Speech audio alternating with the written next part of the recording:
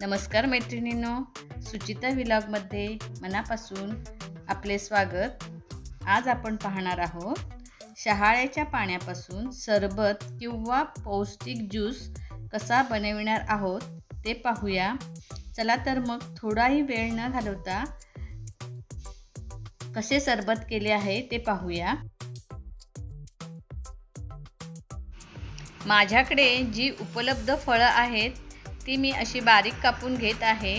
तुमच्याकडे कोणतीही फळं असतील ती सर्व घ्या आणि ज्यूस करताना शहाळे ताजे असले पाहिजे व फळं सुद्धा फ्रेश असली पाहिजेत। फळांमध्ये अनेक प्रकारची जीवनसत्वे, खनिजे आणि आहारात फायबरसारखे पोषक घटक आढळतात। फळामुळे शरीर मजबूत होते, शरीराची प्रतिकारशक्ती वाढते।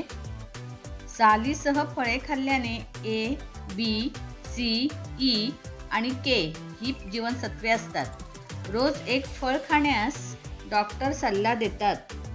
फळे ही फक्त टेस्टी नसतात तर आपल्या सौंदर्यासाठी फायदेशीरही आहेत। काही फळांची पावडर पण उपलब्ध असते, ती सुद्धा ह्या शहाळ्याच्या पाण्यात टाकून प्यायला काहीच हरकत नाही। आता आपण हे शहाळे फोडून घेऊया आणि त्याचे पाणी काढून घेऊया। हे पाणी आता आपण गाळणीच्या साहाय्याने काढून घेऊया।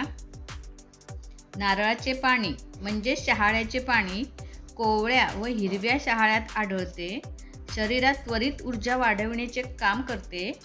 शहाळ्याचे पाणी किडनी स्टोन टाळण्यासाठी, हृदयाचे आरोग्य संतुलित ठेवण्यासाठी, रक्तातील साखरेची पातळी नियंत्रित करण्यासाठी आणि ऊर्जा वाढवण्याचे काम करते। वजन कमी करण्यासाठी शहाळ्याच्या पाण्याचा फार उपयोग होतो। भरपूर प्रमाणात नैसर्गिक पोषक तत्वांचा आणि खनिजांचा स्रोत शहाळ्याच्या पाण्यात आहे। अशा प्रकारे जर आपण ह्याला एक चमत्कारिक पेय म्हटले तर काहीच हरकत नाही। जर हे पेय पेशंटला दिले तर नक्कीच पेशंट बरा होऊ शकतो। तर मैत्रिणींनो, तुम्हाला हा व्हिडिओ कसा वाटला ते मला कमेंटमध्ये सांगा आणि मला लाईक, शेअर, सबस्क्राईब करा आणि आपल्या नातेवाईकांना शेअर करा व बेल आयकॉनच्या बटनावर क्लिक करा, म्हणजे माझे येणारे नवनवीन व्हिडिओ आपल्याला सहज पाहायला मिळतील। असेच भेटू पुढच्या व्हिडिओमध्ये। धन्यवाद।